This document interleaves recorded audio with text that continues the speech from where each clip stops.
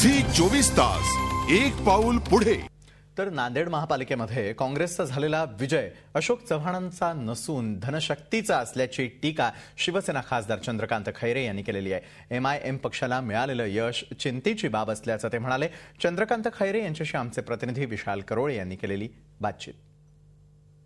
नांदेड महापालिकेत अशोक चव्हाणांनी एक हाती सत्ता काबीज केली आहे, मात्र शिवसेना यावेळेस पाहिजे तसा प्रभाव पाडू शकली नाही असं म्हणतायत की शिवसेना पुन्हा एकदा अपयशीच ठरली। आपल्यासोबत आहेत शिवसेनेचे उपनेते खासदार चंद्रकांत खैरे, त्यांनाच विचारूया त्यांच्या या अपयशाबाबत।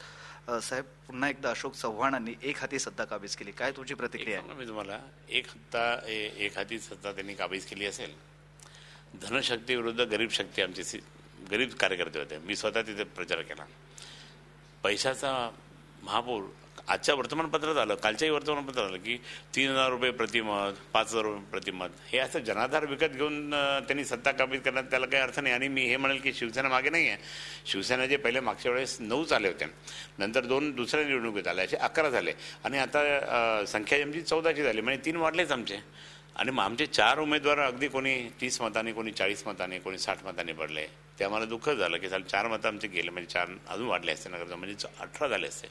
पण तरी पण त्या ठिकाणी 14 आमचे झाले, BJPचे 2 झाले। आणि MIM ही हैदराबादची पार्टी, मुस्लिम पार्टी, त्या ठिकाणी त्यांनी एंट्री केली। हे घातक आहे, हे महाराष्ट्राला घातक आहे की तिकडची पार्टी येते म्हणजे परत ती निजामाची रजाकारी आपल्या नांदेडमधून आणि परभणी आणि संभाजीनगर जालनामध्ये येते काय, असं आम्हाला वाटायला लागलं। हरकत नाही, आम्ही समर्थ आहोत मान्य बाळासाहेबांच्या आशीर्वादाने, त्यांना उत्तर जबरदस्त देऊ। पण इतके चिखलीकर गेले तिथे, म्हणजे चिखलीकरचा ग्रुप तिथे गेला, तसं म्हणजे चिखलीकरचा ग्रुप गेला, काय झालं चिखलीकरच्या ग्रुपमध्ये काही फायदा नाही। 11 झाले, म्हणजे शिवसेना तरी 14 आहे, हे फक्त 11 आहे। आणि अशोकराव चव्हाण हे त्यांचं गाव आहे, त्यांनी म्हणून त्यांनी त्या तिथे बसून मी तर आधीच सांगितलं की सगळा तो धनशक्तीचा तो परिणाम आहे। शिवसेनेने तरी विजय मिळवला, मात्र भाजप काहीच करू शकलं नाही, पूर्ण अपयशी ठरलं। आणि मनसे ते तर अजूनही भोपळा सुद्धा फोडता आला नाही। या सगळ्यावर काय प्रतिक्रिया? महाराष्ट्रात तर शिवसेनेचा प्रभाव खूप आहे। भारतीय जनता पार्टीने थोडा चिंतन केलं पाहिजे असं मला म्हणावंसं वाटतं। आणि मनसेचा इथे काहीच परिणाम नाही मराठवाड्यामध्ये, मनसे इथे नाहीच आहे। मनसे तर बाकीच्या इतर ठिकाणी असेल, परंतु आमच्या मराठवाड्यात काय नाही। 2014च्या निवडणूक पाहता हे एक रंगीत तालीम म्हणता येईल? मी हे म्हणेल की 2014ला हा जनाधार जनता देणार आहे। हे होते खासदार चंद्रकांत खैरे।